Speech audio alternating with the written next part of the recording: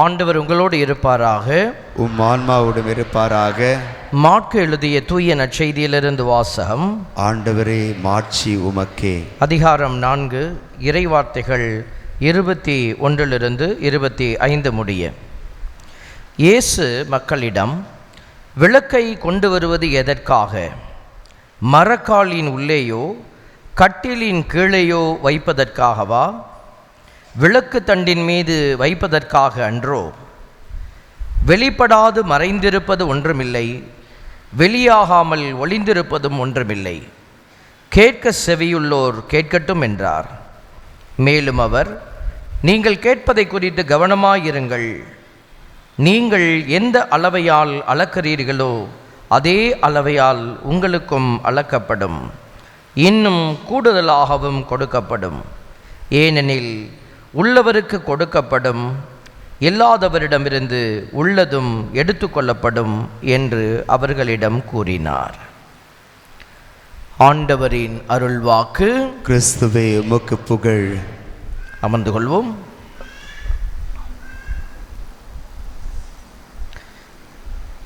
ஆண்டவருக்குள் பிரியமான சகோதர சகோதரிகளே, நம்முடைய அழைப்பை ஏற்று எல்லாரும் வந்திருக்கிறீங்க.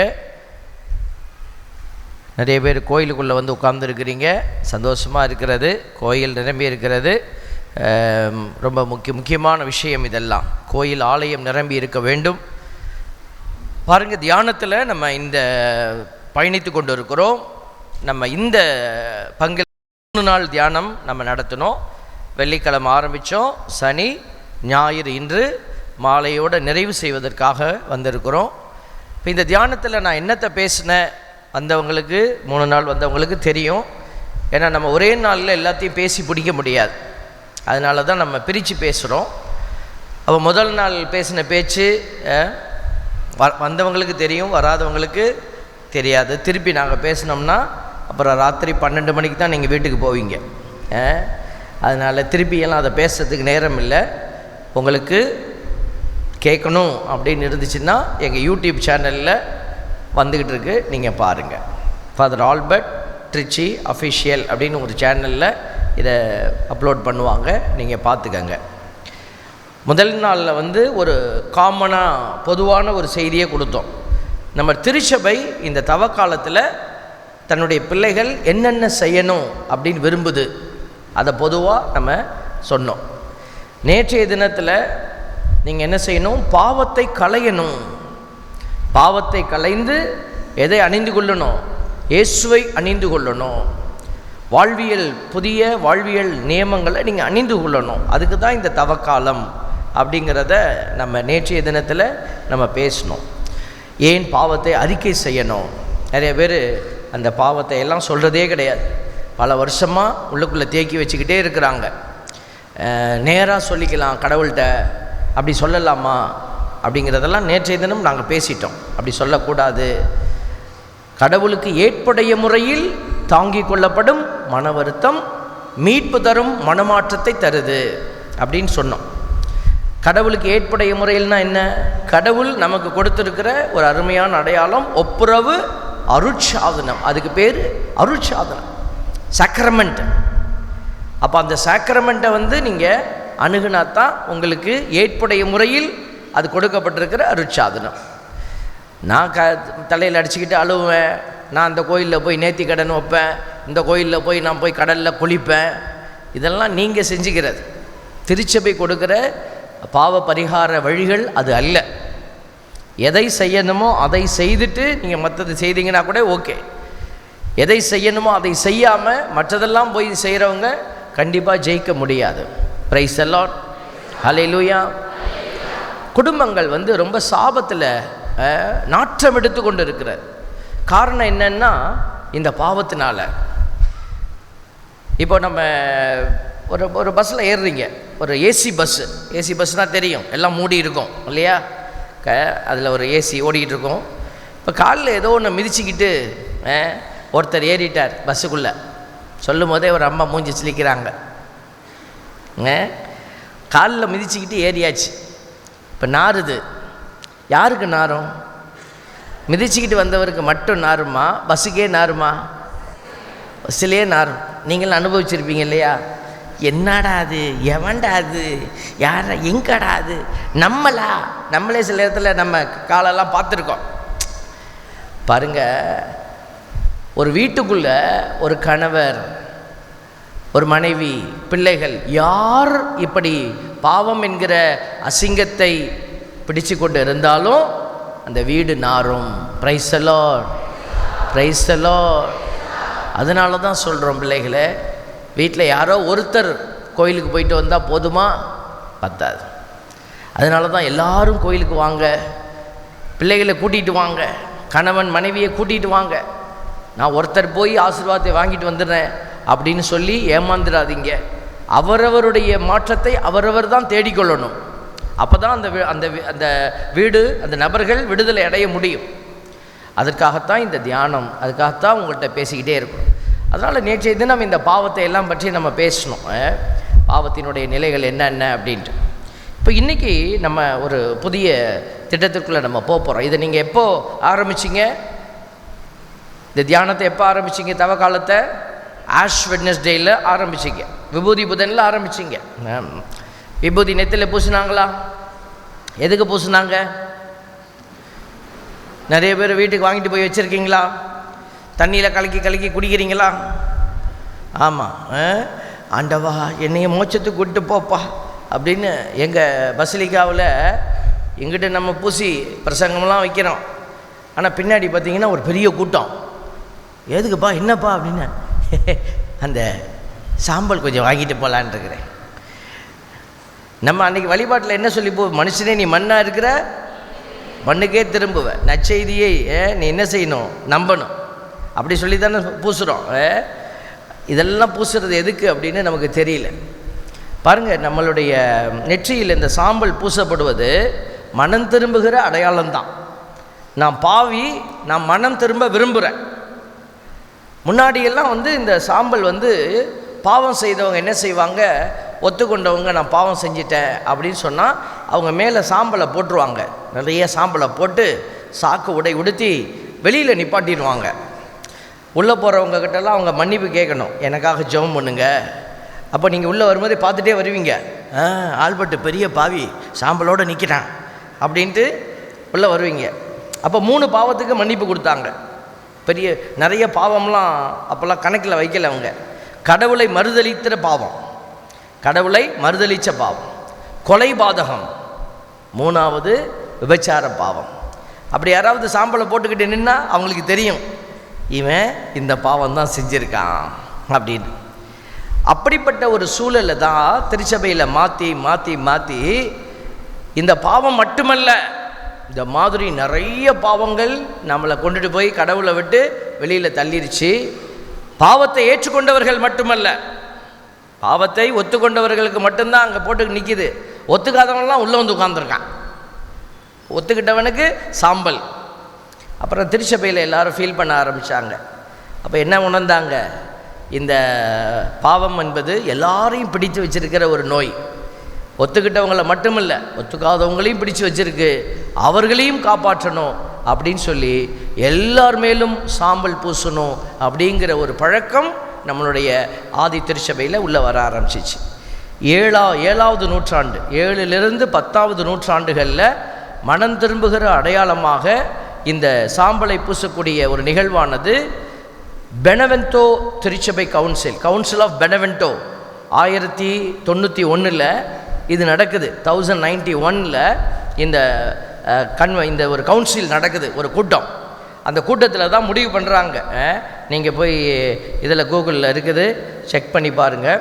த council of Benevento in 1091 presided over by Pope Urban II.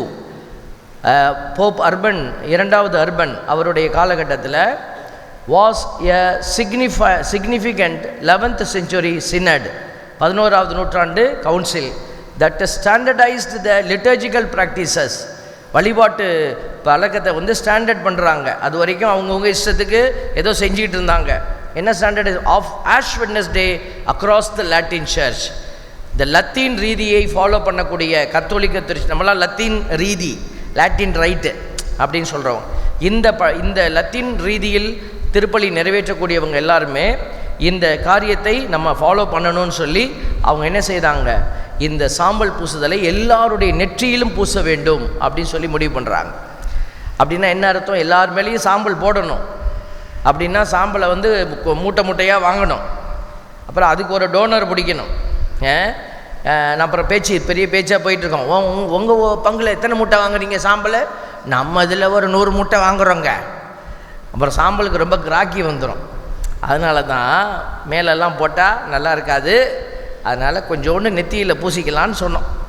அப்போ நம்ம பாவின்னு அடையாளப்படுத்துறது, நான் மனம் திரும்ப விரும்புகிறேன் அப்படிங்கிற ஏற்புதலினுடைய அடையாளம்தான் நெற்றியில் பூசப்படும் இந்த சாம்பல். இதில் வேறு எந்த குணமளிக்கிற வல்லமையும் கிடையாது. எங்களுக்கு தெரியும், பங்கில் இருக்கிற சாமியார்களுக்கு தெரியும், அந்த சாக்ரிஸ்டியன் அங்கே இருக்கிற ஆல்டர் பாய்ஸ் எல்லாம் அந்த நீங்கள் கொண்டுட்டு வர ஓலையெல்லாம் எரிப்பாங்க. அந்த ஓலையை நீங்கள் எங்கெங்கே சொறி வச்சுருந்தீங்கன்னு உங்களுக்கு தெரியும். Price the Lord. எல்லாம் பீரோவில் பத்திரமா வச்சு கொண்டு வந்தீங்களா? கொள்ளையில் சொருவுனீங்க, பிசாசு கொள்ளையிலேருந்து வரப்படாது.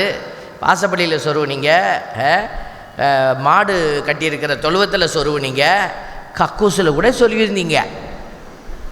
அதெல்லாம் சேர்த்து தான் நாங்கள் எரித்தோம். நாங்கள் எரித்து அதில் ஒன்றும் ஆன்டிபயோட்டிக்கெல்லாம் போடலை, இந்த கிருமி நாசினியும் அதில் போடலை. நாங்கள் அப்படியே எரித்து சலித்து கொண்டு வந்து தரோம். நீ அதை தான் கரைச்சி குடிக்கிறவங்க சொல்லுங்கள், பிரைஸ் தி லார்ட். இயேசுவே நீயோட நிப்பாட்டிருங்க.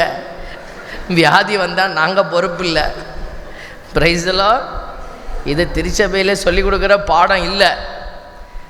இதை கரைச்சி குடிக்கணும்னு திருச்சபை கொடுக்கல. நெத்தியில் ஒரு நாள் பூசிக்கிட்டிங்கன்னா போதும். நானும் சின்ன பிள்ளையில் இதெல்லாம் தெரியாமல் பூசிக்கிட்டு போயிருக்கேன். இப்போ நினைக்கும் போது எனக்கே சிரிப்பு வருது. கொண்டுட்டு போய் வச்சுக்கிட்டு டெய்லி என்ன பண்ணுவோம், ஸ்கூலுக்கு போகிறதுக்கு முன்னாடி நெத்தியில் பட்டையை போட்டுக்கிட்டு அப்படியே போவோம், ஒரு சிலுவையை போட்டுக்கிட்டு. எல்லாம் கேட்பாங்க, என்னடா நெத்தியில் ஒரே கருப்பார் சிலுவை, தவக்காலம். அப்போ தெரியாமல் பண்ணணும். பரவாயில்ல, நீங்கள் மனசு போதும். அதுதான் பாயிண்ட். இங்கே நீங்கள் உங்கள் இதயத்தில் உங்களுடைய மாற்றத்தை எழுதி வைக்கணும். அதுக்கு தான் ஆண்டவர் இன்றைக்கி நம்மளை கூட்டிகிட்டு வந்து அந்த இதயத்தினுடைய மாற்றத்திற்கான ஒரு பயணத்தை மேற்கொள்ளத்தான் உங்களை இங்கே அழைச்சி கூட்டிகிட்டு வந்திருக்கிறார். நற்செய்தியில் இன்றைக்கி வாசிக்கப்பட்டது பார்த்தீங்களா? விளக்கை கொண்டு வருவது எதற்காக? மரக்காலின் உள்ளேயோ, மரக்காலின் உள்ளேன்னா ஒரு ஸ்டாண்டுக்கு உள்ளேயோ, கட்டிலின் கீழேயோ வைப்பதற்காகவா? இதெல்லாம் புரியாத புதிர் இல்லை, சாதாரண விஷயம். விளக்க கொளுத்தி எங்கே வைப்பீங்க? ஒரு ஸ்டாண்டு மேலே வைப்பீங்க இல்லையா? அதுதான் சொல்கிறாங்க, விளக்கு தண்டின் மீது வைப்பதற்காக அன்றோ. உடனே நம்ம நினைக்கக்கூடாது, ஐயோ விளக்கு வாங்கணும் போல இருக்கு, முதல்ல போய் ஒரு விளக்கை வாங்கி அதுக்கு ஒரு ஸ்டாண்டு பண்ணி வைக்கணும். தேவ பிள்ளைகளே, விளக்குங்கிறது ஒரு அடையாள சொல். இப்போ இங்கே விளக்குன்னா யார்? விளக்கு என்பது எது?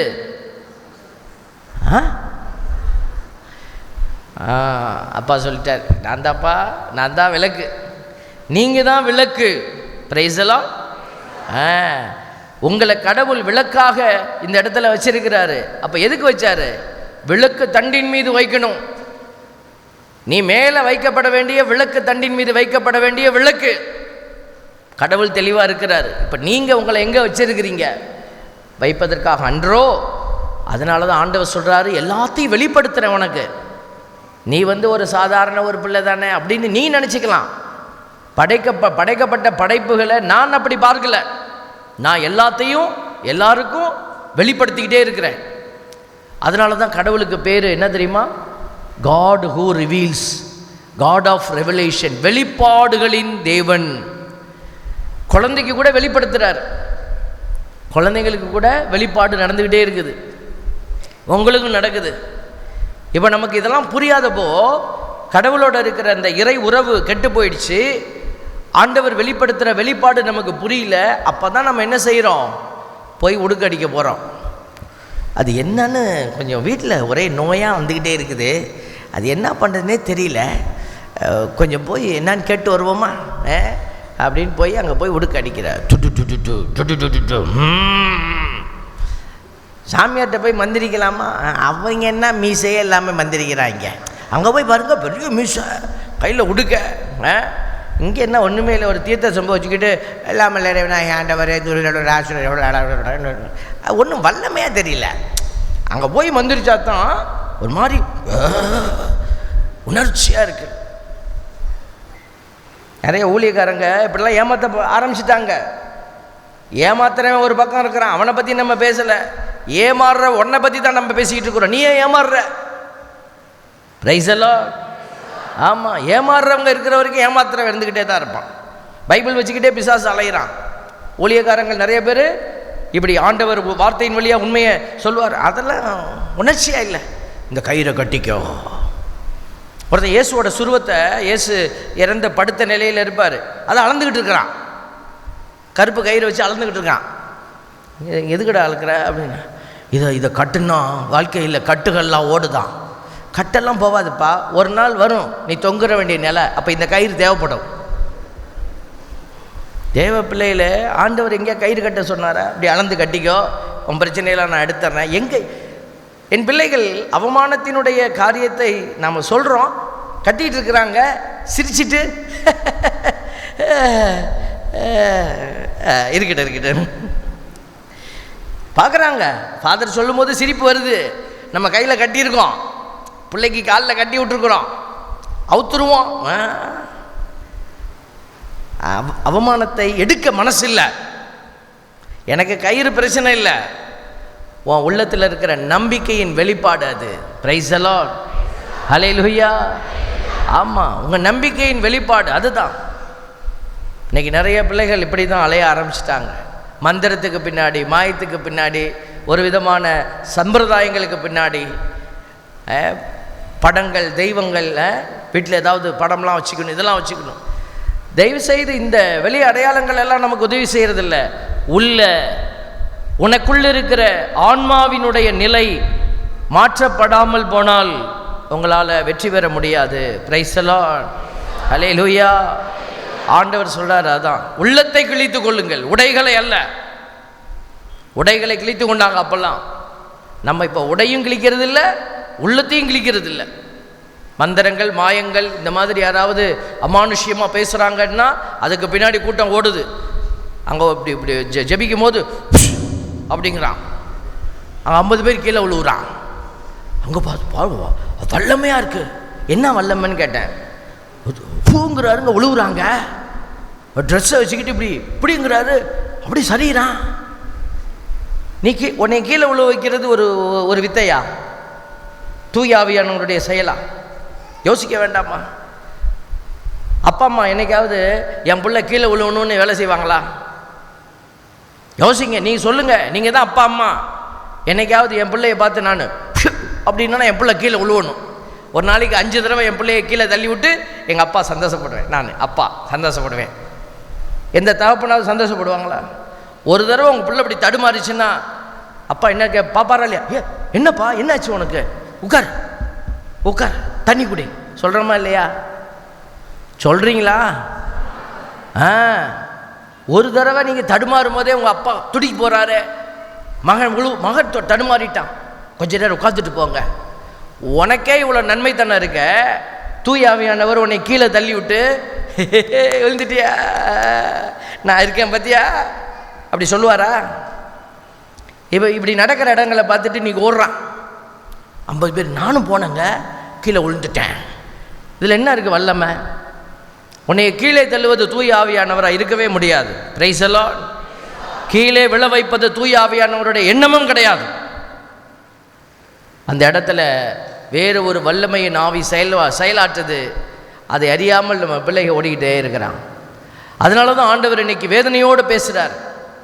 இந்த அமானுஷ்யங்களெல்லாம் நம்பி கடவுள் அப்படி இருக்கார், இப்படி இருக்கார், அங்கே இது நடக்குது, அது நடக்குது. இல்லை தேவ பிள்ளைகள், கடவுள் அதெல்லாம் சொல்கிறார். விளக்கை உன்னை கொளுத்தி விளக்கு தண்டின் மீது வைக்க ஆண்டவர் விரும்புகிறாரு. வெளிப்படாதவாறு மறைந்திருப்பது ஒன்றுமில்லை, வெளியாகாமல் மூடப்பட்டிருப்பது ஒன்றுமில்லை, வெளியாகாமல் ஒளிந்திருப்பதும் ஒன்றுமில்லை. கேட்க செவியுள்ளோர் கேட்கட்டும். மேலும் அவர் நீங்கள் கேட்பதை குறித்து கவனமாயிருங்கள். இன்னைக்கு எல்லாரும் போதிக்கிறான், தப்பா போதிக்கிறான். போதனை பைபிள் தான் போதிக்கிறாங்க. பாருங்க, நிறைய சபைகளில் இந்த பேச்சு வந்துக்கிட்டே இருக்குது, என்கிட்ட இந்த கேள்வி வந்துக்கிட்டே இருக்குது. அதனால சொல்கிறேன். இங்கே உட்காந்துருக்குற நீங்கள் இந்த வருஷம் உட்காந்துருக்குறீங்க, அடுத்த வருஷம் எங்கே போய் உட்காந்துருப்பீங்க எனக்கு தெரியாது. ஒரு மகனை என்கிட்ட அனுப்புகிறாங்க கவுன்சிலிங் கொடுங்கன்ட்டு. நம்ம கத்தோலிக்க சபையிலேருந்து வேற ஒரு சபைக்கு போயிட்டாராம்மா. அவர் வரும்போதே கடவுள் சொல்லிட்டார் அவரை பற்றி. அவர் ரொம்ப அமைதியாக வர்றாரு, அமைதியாக பேசுகிறாரு. ஆண்டவர் வெளிப்படுத்திட்டார், சைலண்ட் அரகண்ட். உள்ளே வரும்போதே சொல்லிட்டார். அந்த மகன் உள்ளே வரும்போதே சொன்னார், here comes the silent arrogant. மனசுக்குள்ளே வெளிப்பாடு வந்துருச்சு. நம்ம அதை சொல்ல முடியாதில்ல. அந்த பிள்ளையோட பேசுகிற நம்ம கத்தோலிக்க திருச்சபையிலேருந்து வேறு எங்கேயோ போயிட்டு ஏப்பா என்னப்பா விஷயம், இங்கே என்ன உனக்கு பிடிக்கல அப்படின்னு நான் பேசிக்கிட்டே இருக்கிறேன். திடீர்னு ஆண்டவர் சொல்கிறார், இப்போ கேட்பான் பாரு ஒரு கேள்வி, இப்போ கேட்க போகிறான் ஒரு கேள்வி பாரு, நீ ரெடி ஆயிரு அப்படின்னாரு. ஆண்டவர் வெளிப்பாட்டை வைச்ச உடனே அவங்க வாயை திறந்தான். அவன் சொல்கிறான், சரி இந்த மாதாவை கத்தோலிக்க திருச்சபையில் நீங்கள் கும்பிட்டுக்கிட்டு இருக்கீங்களே அப்படின்னு ஆரம்பித்தான். நான் சொன்னேன், தம்பி, என் தாயை பற்றி உங்ககிட்ட நான் பேச விரும்பலை. தெரியாதவங்களாக இருந்தால் நான் பேசுவேன். ஏதோ ஒரு கத்தோலிக்கர் அல்லாதவர், அவங்களுக்கு தெரியல, அவங்களுக்கு இதெல்லாம் சொல்லிக் கொடுக்கப்படலை, நான் பேசுவேன், புரிய வைப்பேன். நீ ஒரு கத்தோலிக்க திருச்சபையில் பிறந்து வளர்ந்து கேட்டிகிசம்லாம் அட்டன் பண்ண பிள்ளை, உனக்கு எல்லாம் சொல்லப்பட்டிருக்கிறது. மரியாள் நமக்கு தெய்வம் அல்ல, அவங்க ஒரு தாய், நமக்கு முன்னாடி நின்று நம்மை வழி நடத்தி கடவுள்கிட்ட கூட்டிகிட்டு போகிற தாய். எல்லாம் திருச்சபை படிப்பினை எல்லாம் சொல்லி கொடுத்தாச்சு. இப்போ நான் அந்த தாயை குறித்து ஓங்கிட்ட பேச விரும்பலை அப்படின்னு சொல்லிட்டேன். பாருங்கள், அந்த இடத்துல தான் ஒரு உண்மையை கடவுள் வெளிப்படுத்துகிறார். அந்த பையன்கிட்ட கேட்குறேன், அவன் திருப்பி கேட்டுகிட்டே இருந்தான். அப்போ நான் கேட்டேன், எப்பா உங்கள் அம்மா நல்லவளா கெட்டவளா அப்படின்னு உன் ஃப்ரெண்ட்ஸ் எல்லாம் கூப்பிட்றாங்க, உட்காந்து பேசுவோம், உங்கள் அம்மாவை பற்றி கொஞ்சம் டிஸ்கஸ் பண்ண வேண்டியிருக்கு, உங்கள் அம்மாவோடைய கேரக்டர், உங்கள் அம்மாவோடைய இதை பற்றி உட்காருன்னு சொன்னால் நீ போய் உட்காருவியான்னு கேட்டேன். அங்கே தான் வெளிப்படுத்துகிறான் மனசை. என்ன சொன்னான் தெரியுமா? அப்படியே யோசிக்கிற மாதிரி யோசிச்சுட்டு, இட் டிபெண்ட்ஸ் அப்படின்னா. டிபெண்ட்ஸ்னால் என்ன? தேவைப்பட்டா என் தாயன் கூட சபையில் வச்சு பேசுவேன்னா. பிரைஸெல்லாம் 10 கட்டளை என்ன சொல்லுது? தாய் தந்தையை மதி. உன் தாய் தரம் கெட்டவராக இருந்தால் கூட அவர் உனக்கு தாய், நீ பேசக்கூடாது. உன் தாயை நீ மதிக்கணும், அவ்வளோதான். தேவ பிள்ளைகளே, உனக்கு கொடுக்கப்பட்ட கட்டளை அவ்வளோதான். அவர் நல்லவரா கெட்டவராங்கிறது அது அந்த பக்கம். ஆனால் உனக்கு அவர் தாய், உனக்கு அவர் தந்தை. அந்த நான் நம்ம சபையில் வச்சு பேசுவேன். உன் பெத்த தாயவே நீ இப்படி பேசுவேன்னா என் தாயை நீ ஏன் பேச மாட்டேன்? இப்போ இந்த இடத்துல என்ன விஷயத்தை நான் சொல்ல வரேன்னா, நிறைய சபைகளில் நிறைய எண்ணங்கள் சிதறும் பொழுது என்ன நடக்குது? தாய் மரியாளை அவமானப்படுத்தக்கூடிய அடையாளங்களே நம்ம பார்க்குறோம். காலையிலேயே நான் சொல்லியிருந்தேன் இல்லையா, வெற்றி பெறுவோர் யார்? திருவெளிப்பாடு 3:21 பைபிள் இருக்கிறவங்க வாசிங்க. திருவெளிப்பாடு 3:21, நான் வெற்றி பெற்று என் தந்தையின் அரியணையில் வீற்றிருப்பது போல. யார் சொல்றா இத? இயேசு கிறிஸ்து சொல்றார். நான் வெற்றி பெற்று எங்க உட்கார்ந்துருக்கேன்? என் தந்தையின் அரியணையில் உட்கார்ந்துருக்கேன். அரியணையில் உட்கார்ந்துருக்கிறவருக்கு பேர் என்ன? அரியணையில் ஒருத்தர் உட்கார்ந்துருக்கிறார் கிரீடம்லாம் வச்சு. அவருக்கு என்ன சொல்லுவீங்க? அவர் யாரு? அரசர். அரசர் இப்படி உட்கார்ந்துருக்கிறார். அவர் இளவரசர்னு வச்சுக்கோங்களேன். பக்கத்தில் அவங்க அம்மா உட்கார்ந்துருக்காங்க. அந்த அம்மாவை என்னன்னு சொல்லி கூப்பிடுவாங்க? இவர் அரசர், அந்த அம்மா பக்கத்தில் உட்கார்ந்துருக்காங்க. அவங்க யாரு? அரசி, குயின்னு, அப்படி தானே? இப்போ மாதாம்மா ஜெயிச்சாங்களா தோத்தாங்களா? சிலுவைக்கு அடியில் நின்று வெற்றி பெற்ற தாய். கடவுளே வானதூதர் அனுப்பி அருள் நிறைந்தவரே அப்படின்னு சொன்ன தாய், வார்த்தைக்கு உரிமையான தாய். இப்போ இந்த தாய் பயணித்து திட்டத்தில் பயணித்து அவங்க கடவுள் கொடுத்த திட்டத்தை முழுசாக நிறைவேற்றி சிலுவை அடியில் நின்று தந்தையை மாட்சிப்படுத்திட்டு கடைசியாக விண்ணகத்திற்கு எழுந்தருளி போன தாய். பைபிள் என்ன சொல்லுது? திருவெளிப்பாடு 3:21, வெற்றி பெறும் எவருக்குமே என்னோடு அரியணையில் வீற்றிருக்கும் உரிமை அளிப்பேன். Price the Lord. நம்ம போய் உட்கார போகிறோமா என்னன்னு நமக்கு தெரியாது, நம்ம போராட்டம் இன்னும் முடியல. ஆனால் இந்த தாயினுடைய போராட்டம் முடிஞ்சு வெற்றி பெற்றுட்டாங்கங்கிறது பப்ளிக்காக அனௌன்ஸ் பண்ணப்பட்டது. அப்போ இவர்கள் இந்த இடத்துல உட்காந்துருக்காங்களா இல்லையா? இதைத்தானே நீங்கள் 5வது மகிமை தேவ ரகசியத்தில் 5வது தேவ ரகசியமாக தியானிக்கிறீங்க. என்ன தியானிக்கிறீங்க? அன்னை மரியாள் விண்ணக மன்னக அரசியாக முடிசூட்டப்பட்டிருக்கு. இதை தானே திருச்சபை நமக்கு கற்றுக் கொடுத்தது. அப்போ திருச்சபை இந்த விஷயத்தில் தவறுன்னு சொல்ல முடியுமா? இல்லையே. திருச்சபை எந்த இறைவசனத்தின்படி செயல்பட்டது? திருவெளிப்பாடு 3:21, வெற்றி பெறும் எவருக்குமே என்னோடு என் அரியணையில் வீற்றிருக்கும் உரிமை அளிப்பேன் சொன்னவர் வாக்கு மாறாத தேவன். பொய் சொல்ல மாட்டார் இல்லையா? அப்போ அந்த அம்மாவுக்கு, அன்னை மரியாளுக்கு எந்த ஒரு அபிஷேகத்தை கொடுத்துருப்பாரு? இந்த அதிசயத்தை, ஆசீர்வாதத்தை கொடுத்துருக்கிறாரு. இப்போ அந்த தாய் அரியணையில் உட்கார்ந்துருந்தா அவங்களுக்கு பேர் என்ன? அரசி. Praise the lord. She is the queen.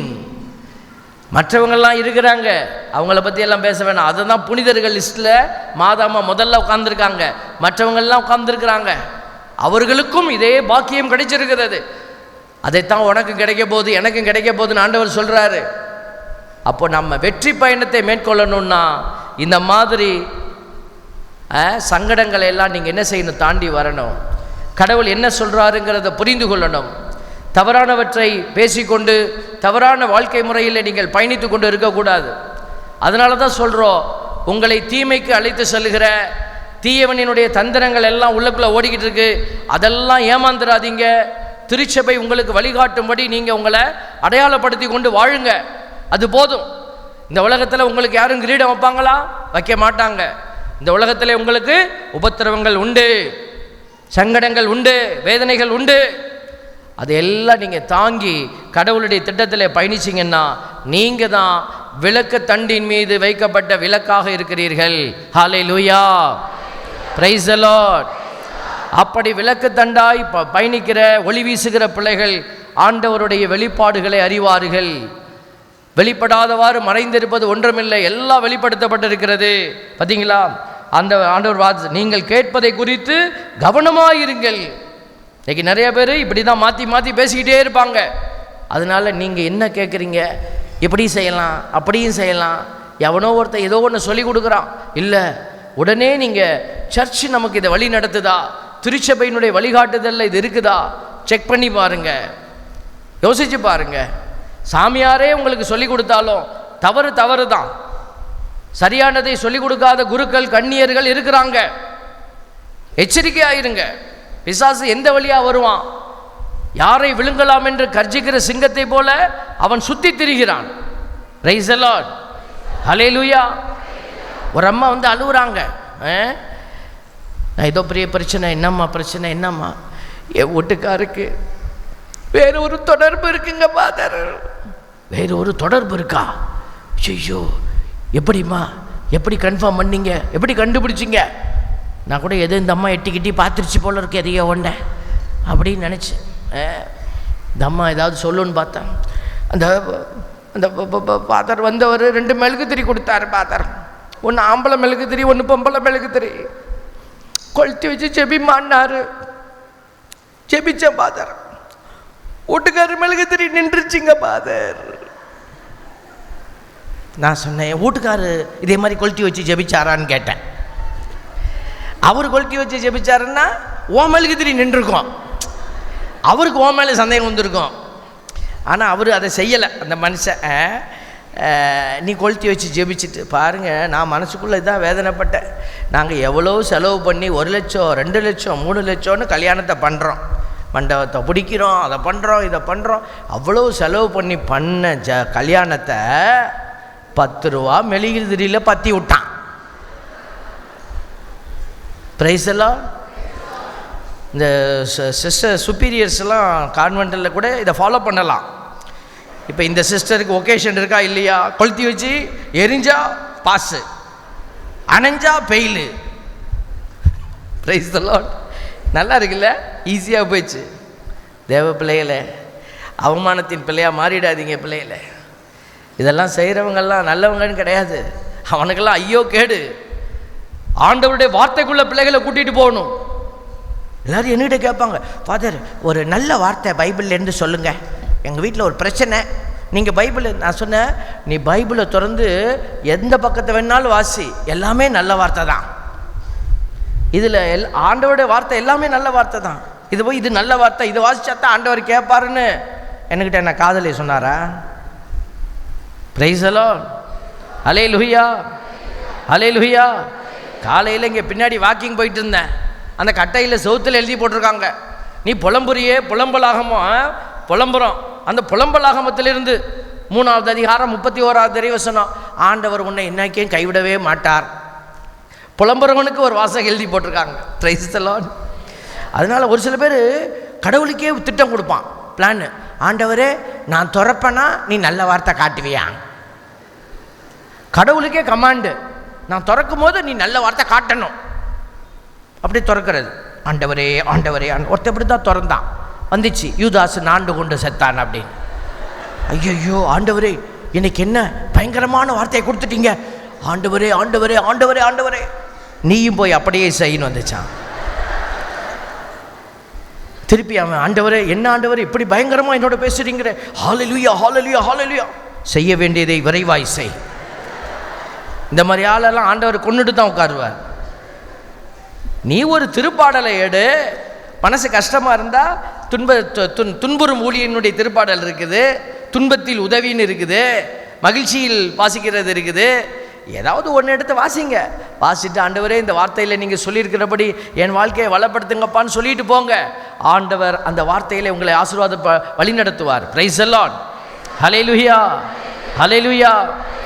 ஆண்டவர் பல விதத்தில் நமக்கு உதவி செய்ய காத்திருக்கிறார். பிள்ளைகளே, நாம் சரியானதை செய்தால் சரியான விதத்தில் கடவுள் உங்களையும் காப்பாற்றுவார். அதனால தான் சொல்கிறோம், இந்த வார்த்தையின் தேவத்தை நீங்கள் விட்டுடாதீங்க, பைபிளை வாசிங்க. இன்றைக்கி இந்த வார்த்தையில் தான் பிசாசு கூட பலரை திசை திருப்பிக்கிட்டே இருக்கிறான். அதனால் எல்லாமே சரி இல்லை. நீங்கள் சரியான இடத்தில் இல்லாமல் போனீங்கன்னா பைபிளை காட்டியே பிசாசு உங்களை விளக்கிறோம். ஆண்டவரை சோதிக்கிற பொழுது பிசாசு எதை பயன்படுத்துச்சு? மலையில் சோதிக்கிற பொழுது, ஆண்டவருடைய பிள்ளைகளை சோதிக்கிற பொழுது பைபிளை தான் சொன்னிச்சு. தந்தை இயேசுவை சோதிக்கிற பொழுது பைபிளில் எப்படி எழுதியிருக்கு, அப்போ தேடுது, உனக்கு பசிச்சா மகன் என்ன வேணாலும் செய்யலாம், கீழே குதி, என் காலை வந்து நீ விழு காலில், எல்லாம் சொன்னிச்சு. அதே கவுண்டர் ஆக்ட் பண்ணுறார். இதே பைபிளில் தான் இப்படி எழுதியிருக்குது, போடா வெளியில். பாருங்கள், ஆண்டவர் விவிலியத்தை சரியாய் தெரிந்ததுனால ஜெயிச்சார். நீங்கள் சரியாய் தெரிந்து கொள்ளணும். Praise the lord. Hallelujah, hallelujah. ஆண்டவருடைய வார்த்தை நிறைவாய் கொடுக்கப்பட்டு கொண்டு இருக்கிறது. பிள்ளைகளே, இந்த நாட்களில் நீங்கள் சரியானதை புரிந்து சரியான விதத்தில் வளர்ந்து ஆண்டவரை அறிந்து கொள்ளணும்னு ஆண்டவர் விரும்புகிறார். அதனால தான் ஒரு சில பாடல்களை நம்ம பாடுறோம். ஆண்டவருடைய பாடல் ஒன்று இருக்கிறது, அதை நம்ம இப்போ பாட போகிறோம். ஆண்டவருடைய வார்த்தை சொல்லப்பட்டிருக்கிறது பாருங்கள். ஆண்டவருடைய பாடல்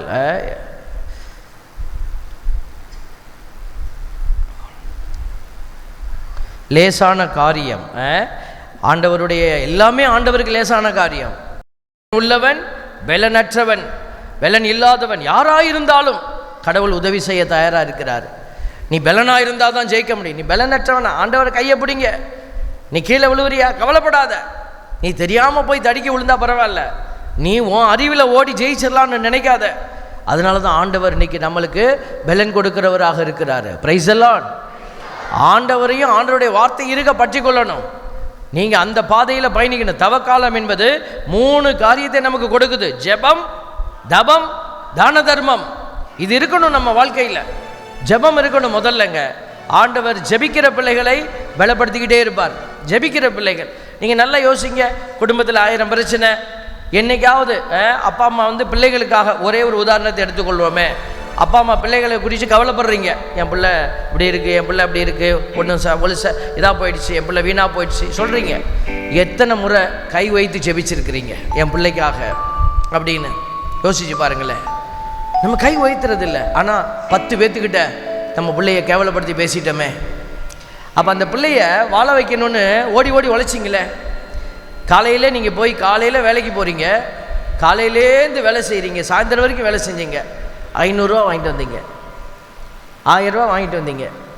அப்படி சிறுக சிறுக சேர்த்ததை தான் ட்ரெஸ்ஸு வாங்கி கொடுத்தீங்க, பிள்ளைக்கு சோறு போட்டு வயிற்ற ரொப்பி அந்த பிள்ளைய வளர்த்தீங்க. ஒரு நாளைக்கு காலையிலேருந்து சாயந்தரம் வரைக்கும் நீங்கள் 12 மணி நேரம் வேலை செஞ்சு தான் அந்த 1000 ரூபாயை நீங்கள் எடுத்துகிட்டு வரீங்க. 1 மணி நேரம் ஆண்டவருக்கு முன்னாடி கை தூக்கியிருப்பீங்களா? யோசிச்சு பாருங்களேன். நம்ம ஏன் இதை செய்யவே இல்லை? இன்றைக்கும் நம்ம சொன்னால் கூட நமக்கு செய்ய மனசு வர மாட்டேங்குது. ஜெபிங்கன்னு சொன்னோம்னா கொஞ்ச நேரம் கையை வைத்துட்டு நமக்கு அதுக்கப்புறம் என்ன ஜெபம் பண்ணுறதுன்னு தெரியல. அப்போனா நம்ம ஜெபிக்க தெரியாத பிள்ளைகளாக இருக்கணும். ஆண்டவர் இரவெல்லாம் ஜெபத்தில் செலவிட்டார். அதனால தான் ஆண்டவர் இந்த தவக்காலத்தில் நீங்கள் ஜெபிச்சு பாரு, அதுக்கப்புறம் உன் வீடு ஆசீர்வதிக்கப்படுதா இல்லையா பாரு. ஆண்டவர் சவால் விடுறார். எல்லாமே ஆண்டவருக்கு லேசான காரியம். நம்ம செய்ய வேண்டியதெல்லாம் ஒன்றே ஒன்று தான். ஆண்டவரே, என்னுடைய திட்டம் இல்லைப்பா, உங்கள் திட்டம்ப்பா, கையை தூக்கிடணும், வெற்றி பெறுவீர்கள். Price the Lord. லேசான காரியம்.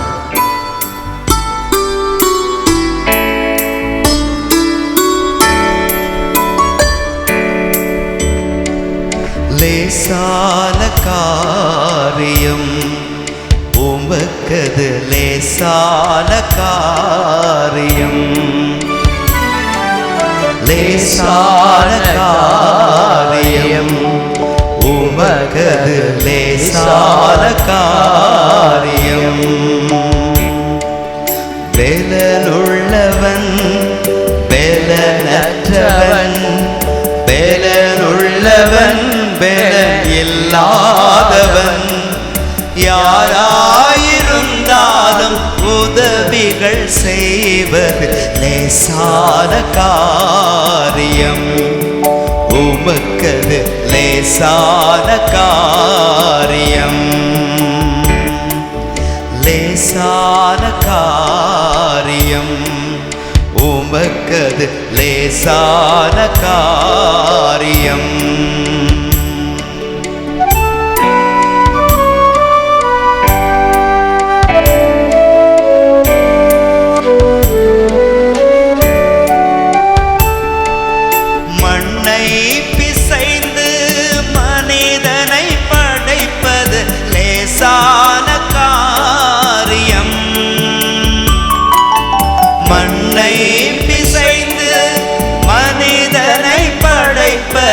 லேசான காரியம், மண்ணான மனுவுக்கு மன்னாவை அளிப்பது லேசான காரியம், மண்ணான மனுவுக்கு மன்னாவை அளிப்பது லேசான காரியம். பெலனுள்ளவன் பெலனற்றவன், பெலனுள்ளவன் பெலன் இல்லாதவன், யாராயிருந்தாலும் உதவிகள் செய்வது லேசான காரியம். நம் இயேசுவுக்கு லேசான காரியம். Praise the lord. ஹல்லேலூயா. ஆண்டவருக்கு எல்லாமே லேசான காரியம். இப்போ நான் செய்கிறத சரியாய் செய்யணும். இப்போ தவ காலத்தில் இந்த தியானம்னு சொல்கிறது 1 நாள் 2 நாள் இல்லை, 40 நாளும் தியான நாட்கள். நீங்கள் உங்களை சோதித்து அறியணும். நீங்கள் உங்கள் யாருன்னு கண்டுபிடிக்கணும். உங்கள்கிட்ட எதெல்லாம் குறையாக இருக்கோ அதெல்லாம் நீங்கள் மாற்றிக்கொள்ளணும். அப்போ தான் வெற்றி அடைய முடியும். ஆண்டவர் அதுக்கு தான் சொல்லிக் கொடுக்குறாரு பாருங்களேன். நீங்கள் எந்த அளவையால் அளக்கிறீர்களோ அதே அளவையால் உங்களுக்கு அளக்கப்படும். அப்போ நீங்கள் அவன் எனக்கு தான் அளந்தான், நான் அதே அளவையால் தான் அளப்பேன். அவன் கெட்ட வார்த்தை பேசினான், அவன் ஆனாவன் அவளை பேசினா, நான் காஞ்சாச்சு அவளை பேசுவேன். ஆண்டவர் அவனுக்கு என்ன கொடுக்க போகிறாரு? நரகம் கொடுக்க போகிறாரு. உங்களுக்கு என்ன கொடுப்பாரு? அவனுக்கு என்ன கொடுக்குறாரோ அதான் உனக்கு கொடுப்பார். Price the Lord. அங்கே என்ன கணக்கோ அதான் இங்கேயும். அதனால தான் சொல்கிறேன், அவன் கணக்கு அடுத்தவங்க கணக்கு எப்படியோ உங்கள் கணக்கு சரியாக இருக்கணும். அதனால தான் நீங்கள் காப்பாற்றி கொள்ளுங்க உங்களை. ஆண்டவர் அதான் சொல்கிறார், எந்த அளவையில் அளக்கிறீர்களோ அதே அளவையில் உங்களுக்கும் அளக்கப்படும், இன்னும் கூடுதலாகவும் கொடுக்கப்படும். இதை ரெண்டுக்கும் வச்சுக்கலாம், நல்லதுக்கும் வச்சுக்கலாம், கெட்டதுக்கும் வச்சுக்கலாம். அடி அவனுக்கு 5 தான் கொடுத்தார், நமக்கு 2 அடி தான் கொடுப்பார். நீ கிறிஸ்தவ பிள்ளையா, உனக்கு 10 அடி அதிகமாக கொடுப்பார். நல்லது பண்ணி ஆசீர்வாதமா, அவனுக்கு 5 ரூபா தான் கொடுத்தாரு. நீ ஆண்டவருடைய பிள்ளை, சாட்சி அண்ணினியா, உனக்கு 50 ரூபா தருவார். ஆசீர்வாதமும் கூட இருக்கும். பாருங்க ஆண்டவருடைய வார்த்தை, ஏனெனில் உள்ளவருக்கு கொடுக்கப்படும், இல்லாதவரிடமிருந்து உள்ளதும் எடுத்துக்கொள்ளப்படும். நிறைய பேர் சொல்லுவாங்க, பாரு ஆண்டவரே இப்படி தான் செய்கிறாராம், இருக்கிறவனுக்கு நிறையா கொடுக்குறாராம், பணக்காரனுக்கு கொடுப்பார், நம்மலாம் பரம ஏழை, நம்மக்கிட்ட இருக்கிறதையும் பிடுங்கிக்கிட்டு தான் விடுறாரு. இது பணத்தை குறித்த செய்தி அல்ல, மனத்தை குறித்த செய்தி. கொடுக்கணும்னு மனசு இருந்துச்சுன்னா, ஆண்டவருடைய ஆசீர்வாதங்களை பகிரணும்னு மனசு இருந்துச்சுன்னா, ஆண்டவர் உங்களுக்கு இன்னும் நிறைவாக ஆசீர்வாதங்களை கொடுத்துக்கிட்டே இருப்பார். நீ எப்போ எனக்கு தான் இதுன்னு மூடி வைக்கிறியோ, அப்போ இருக்கிறதும் எடுக்கப்படும். சொல்றது புரியுதுங்களா? அப்போ ஆண்டவருடைய பிள்ளைகள் கொடுக்கிற போது இன்னும் ஆண்டவர் உங்களை ஆசீர்வதிச்சுக்கிட்டே இருப்பார். இல்லை என்கிட்ட இல்லை, என்கிட்ட முடித்தான் இருக்குதுன்னு வச்சின்னா இருக்கிறதையும் பிடுங்கிக்கிட்டு விட்டுருவார். Praise the lord. Hallelujah, hallelujah. தூய்மை அப்படிங்கிற ஒரு வார்த்தையை இன்றைக்கி நம்ம சிந்திச்சுட்டு பூசைக்குள்ள போகிறோம். இந்த தியானத்தினுடைய ஒரு முக்கியமான தலைப்பு இது. உங்கள் வாழ்க்கை தூய்மையாக இருக்கணும். பாருங்கள், பைபிளில் நிறைய இடத்துல இருக்குது. தூய்மையாக இருக்கிறதுனா என்ன? எதுக்கு தூய்மையாக இருக்கணும்? குளிச்சுட்டு வந்தீங்களா? குளிச்சு மொழிவி தூய்மையாக இருக்கணுமா இல்லையா? என்ன எல்லாம் முழிக்கிறீங்க? குளிக்கிறவங்களாம் சொல்லுங்கள் பிரைஸ் தி லார்ட். வாரத்துக்கு ஒருக்க பிரைஸ் தி லார்ட். டெய்லி குளிங்க. உடல் தூய்மை, பைபிள் என்ன சொல்லுது? தூய உள்ளத்தினர் பேறு பெற்றோர். அவங்க என்ன செய்யும்? அவங்களுக்கு என்ன கிடைக்கும்? மத்தேயு நற்செய்தி 5:8 சொல்லுது. கடவுளை போய் பார்க்கணுன்னு ஆசை இருக்கா? இப்போ நான் வெளியில் நிற்கும் போதெல்லாம் 2-3 நாளாக இங்கே பார்த்துட்டு, சாமி பொண்ணிய யூடியூப்லேயே பார்க்குறேன் சாமி கிட்டே அப்படி மெய் சிலிர்த்து பேசுகிறாங்க. நம்ம என்ன பெரிய என்ன கடவுள் மேலே இருந்து, நான் திருச்சியில் சும்மா தான் உட்காந்துருக்கேன். Price the Lord. நீங்கள் பார்க்குற ஆல்பர்ட்டு எங்கே உட்காந்துருக்குறோம்? திருச்சியில் ஒரு ரோலிங் சேரை வச்சுக்கிட்டு இப்படி தான் ஆட்டிக்கிட்டு உட்காந்துருக்கோம். வந்தால் பார்த்துடலாம். மனுஷனை பார்க்குறதுக்கே இவ்வளோ பெருமையாக இருக்க, ஆண்டவரை பார்க்கணுன்னு ஆசை இருக்கா? என்ன யோசிக்கிறீங்க? இப்போ உடனே போக வேண்டாம், கொஞ்சம் லேட்டாக போங்க. ஆனால் ஆசை இருக்கான்னு கேட்குறேன். போய் மோட்சத்துக்கு போய் ஆண்டவரை பார்க்கணுமா, பிசாசுக்கு பார்க்கணுமா?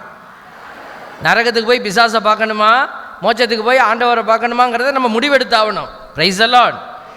மோட்சத்துக்கு போய் ஆண்டவரை பார்க்கணுன்னு விரும்புகிறவங்க எல்லாம் நான் ஒரு தடவை தான் கேட்பேன், கையை தூக்கி சொல்லிடுங்க.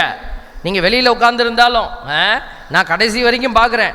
அங்கே இன்னும் 2 பேர் நின்றுக்கிட்டு இருக்கிறதையும் நான் பார்த்துக்கிட்டு தான் இருக்கிறேன். அவங்க பார்க்குறாங்க, அவன் கண்ணில் மண் அள்ளி தூவ. நானே பார்க்குறேனே, என் ஆண்டவர் உன்னை உள்ள ஊடுருவி பார்ப்பாரா இல்லையா? அதனால் ஒரு தடவை சொல்லிடுங்க. ஒரு குருவானவர் கேட்குறது கடவுளே கேட்குறது போல், மோட்சத்துக்கு போய் ஆண்டவரை பார்க்கணும் சாமி அப்படின்னு விரும்புகிறவங்க வலதுகர முயற்சி சொல்லுங்கள். ஹல்லேலூயா. ஆமாம், எல்லாம் நிற்கிறவங்க கை தூக்கிட்டாங்க, ரொம்ப சந்தோஷம். நீங்கள் கை தூக்குனது கூட எனக்கு தெரியுது. பாருங்கள். இப்போ நரகத்துக்கு போகிறவங்க எல்லாருமே போய் ஆண்டவரை பார்த்தா அப்புறம் யார் தான் பிசாசா பாப்பா? அவங்க மட்டும் சொல்லுங்கள் ஹல்லேலூயா. ஒரு கோயிலில் அந்த சமண சுருவம் இருந்துச்சான். கீழே பிசாசை மீசிக்கிட்டு இருப்பார்ல மிக்கேல் சமணசான ஒரு கிளவி பாட்டியம்மா போய் சமணசெல்லாம் தொட்டு கும்பிட்டுச்சான். அப்புறம் கடைசியாக பிசாசையும் தொட்டு கும்பிட்டுச்சான். அது வாய், அது பல்லு, அது வால், கொம்பு எல்லாத்தையும் தொட்டு கும்பிட்டுச்சான். அப்போ சாமியார் பாரு கேட்டேம்மா அது பிசாசுமா? ஆமாம் சாமி, மோட்சத்துக்கு போனால் அவர் பார்த்துப்பார், நரகத்துக்கு போனால் அது தானே பார்த்துக்கணும். அட்ஜஸ்ட்மெண்ட்டே வேண்டாம். Price the Lord. ஆண்டவர் தன் பிள்ளைகளை அங்கே விடவே மாட்டார். இவ்வளோ கஷ்டப்பட்டு இங்கே வந்து கொஞ்சம் பேர் வந்தாங்க, தியானம் நோனியுமே பட்டு எந்திரிச்சு போக ஆரம்பிச்சிட்டாங்க. ஆமாம், நம்மளால் உட்கார முடியாதுப்பா ரொம்ப நேரம். பாருங்க, வயசானவங்க போகிறது இல்லை, குடும்பமாக இன்றைக்கி எதிர்பார்க்காம இங்கே வந்துட்டு தியானம் உரையாமல. ஐயையோ, நமக்குலாம் தேவையில்லை. அதனால் நீங்கள் தெரிஞ்சு தான் வந்து உட்காந்துருக்கிறீங்க. இது நேரம் கூட போகும், இருந்தாலும் ஆண்டவரை தியானிக்கணும், வார்த்தையை தியானிக்கணும் வந்து உட்கார்ந்துருக்கிறீங்க. ஆண்டவர் உங்களை யாரையும் சும்மா விடவே மாட்டார். ஆண்டவர் உங்களை அவருடைய அன்பிலே இணைத்து கொண்டு ஆசீர்வதிப்பார். ஹல்லேலூயா, ஹல்லேலூயா. அதனால தான் இயேசுவை நல்லவர்னு சொல்கிறோம். நீ செய்கிற ஒவ்வொரு நன்மைத்தனமும் ஆண்டவருக்கு தெரியும். இங்கே வந்து உட்கார்ந்துருக்கிறவங்க எத்தனை பேர் நோயாளிகள், எனக்கு தெரியறதை விட அவருக்கு தெரியும். உங்களுக்கு என்ன பிரச்சனை எனக்கு தெரியறதை விட அவருக்கு தெரியும். ஆனால் அந்த பிரச்சனைகளெல்லாம் நீங்கள் என்ன செய்கிறீங்க, ஓரமாக வச்சுட்டு ஆண்டவர்கிட்ட போய் உட்காந்துட்டு இந்த வார்த்தையை கேட்போம்ப்பா, இதற்கு நல்ல ஒரு வாய்ப்புன்னு வந்து உட்கார்ந்துருக்கீங்க பார்த்தீங்களா? அதை எல்லாம் ஆண்டவர் உள்ள ஊடுருவி பார்க்குறாரு. பிரைஸ் தி லார்ட், ஹல்லேலூயா. அதனால தான் ஆண்டவரை நல்லவர் என்று சொல்லுகிறோம். நம் இயேசு நல்லவர், ஒருபோதும் கைவிடார், ஒரு நாளும் விலகிடார். நீங்க பாடுங்க.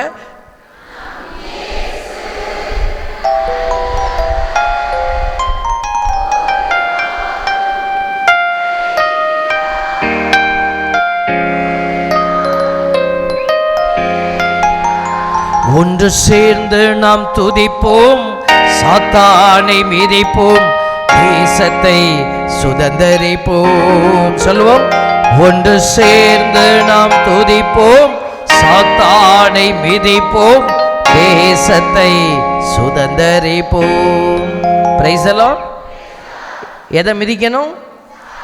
சாத்தானை மிதிக்கணும்னா நீங்க தேடிக்கிட்டே போகக்கூடாது. வாள் வச்சுக்கிட்டே ஏதாவது நிற்கிதா, பாம்பை மிதிப்போம் இல்லை, அப்படி இல்லை. சாத்தான் அப்படிங்கிறது தீமையினுடைய எல்லா அடையாளங்களும். அது எந்த அடையாளமாக இருந்தாலும் அது சாத்தான்.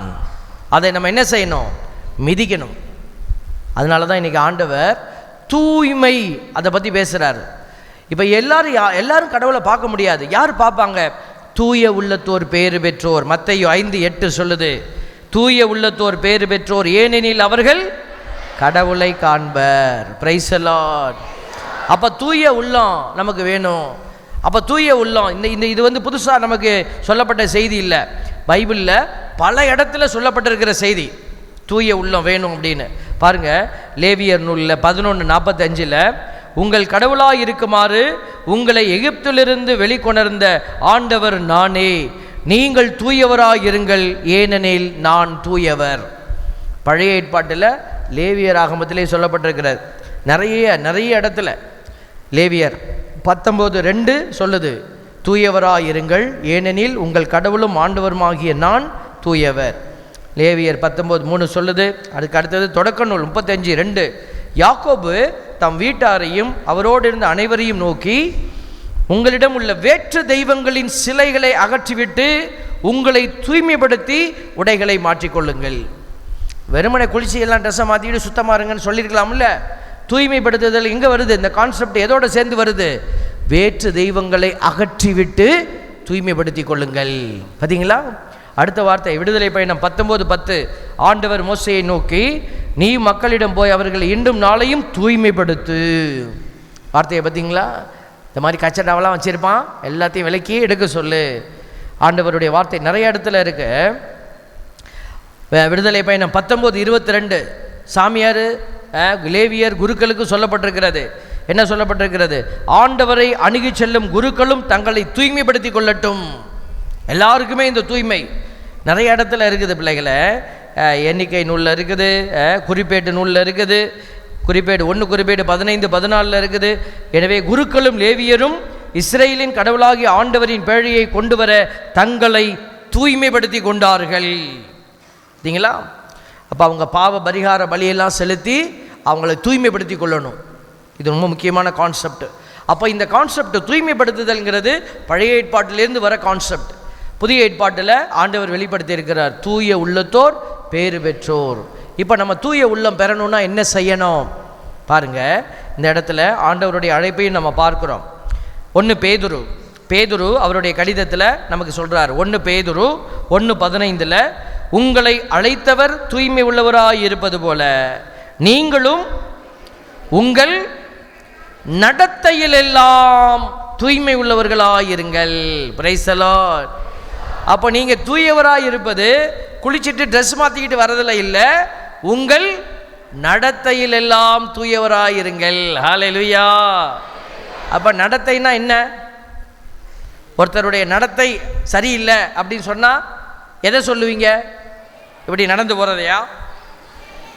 அவருடைய பேச்சு, அவருடைய பார்வை, அவருடைய செயல், அவருடைய எண்ணம் எல்லாமே சேர்ந்தது தான் நடத்தை.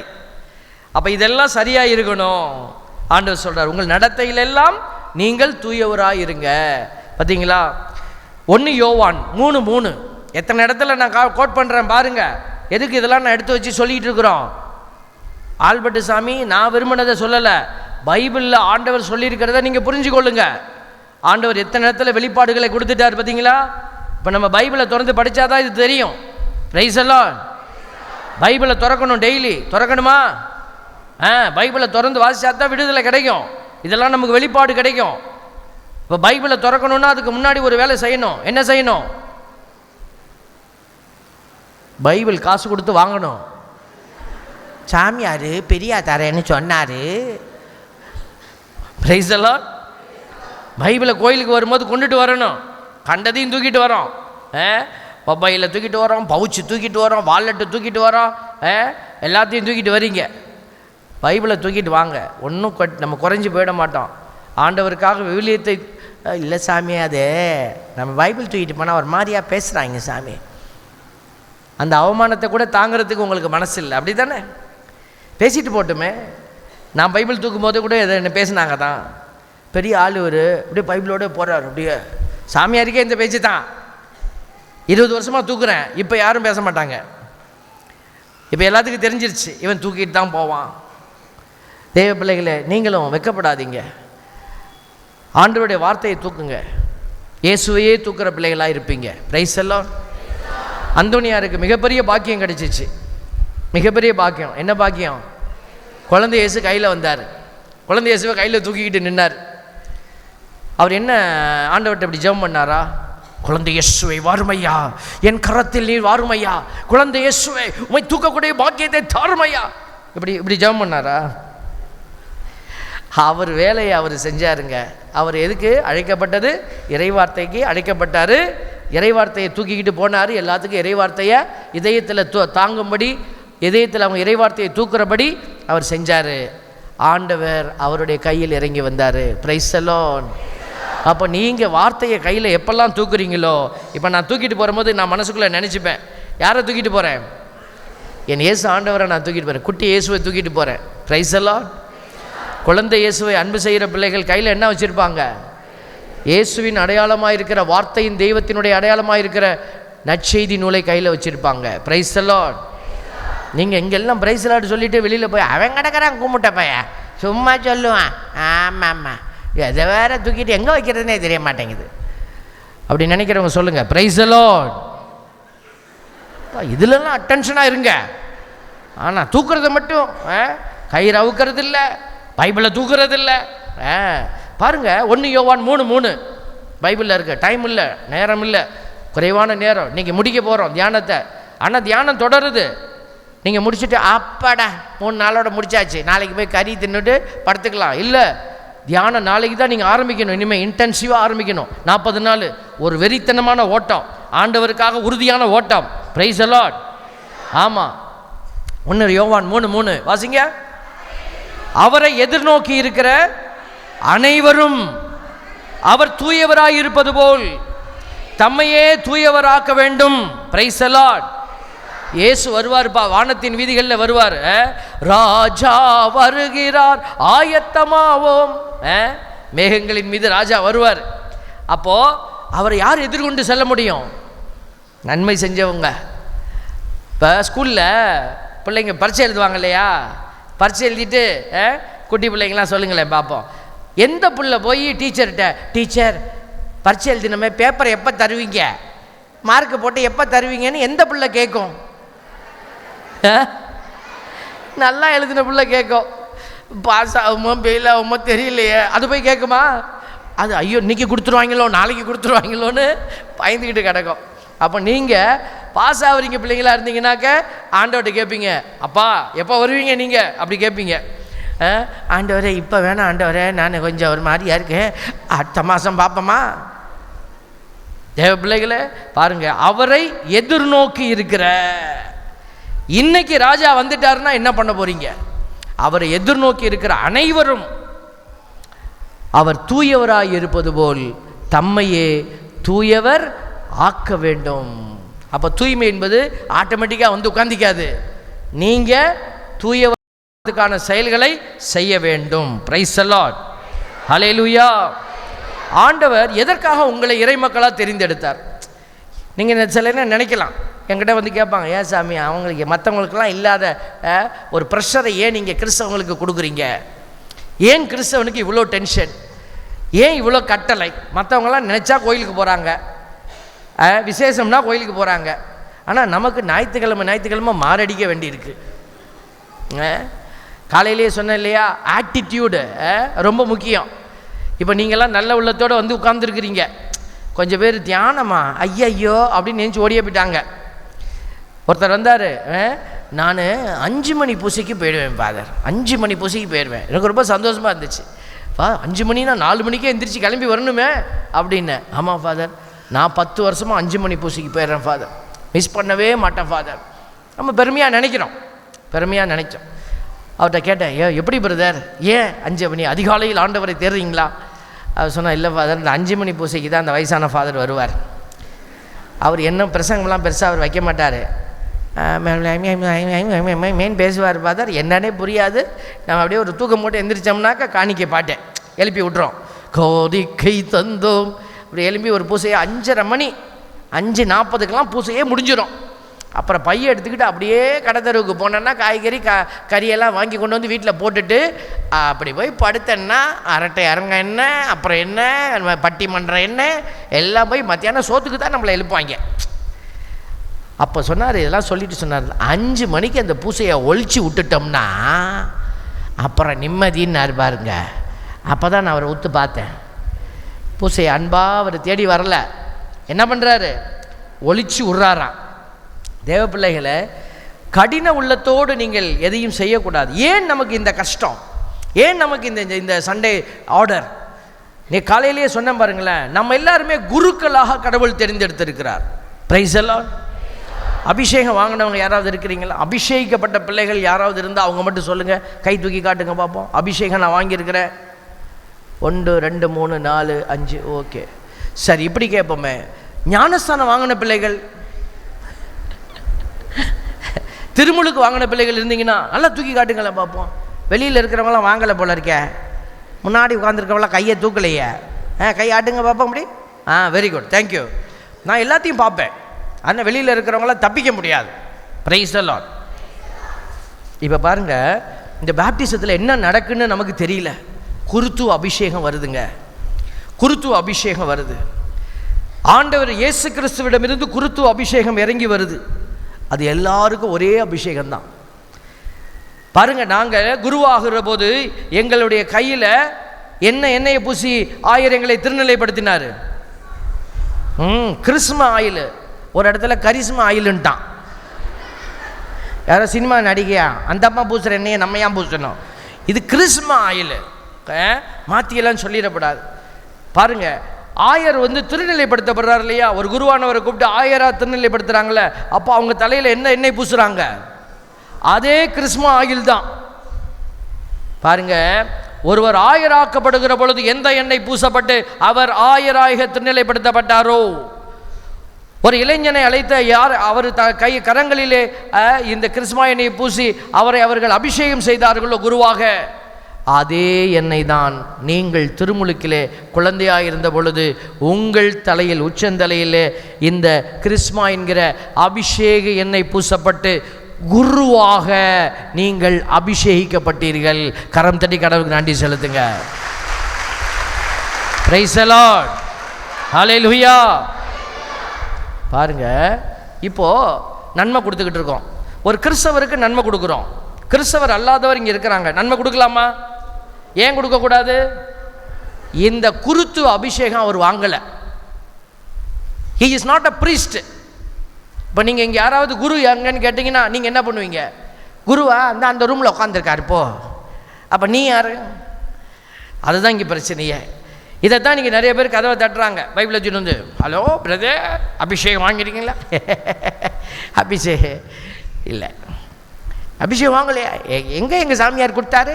நம்ம அதோட நன்மையை கொடுக்குறாரு, ரசத்தை அவரே மடக்குன்னு குடிச்சிக்கிறாரு. எங்கே வந்துச்சு அபிஷேகம்?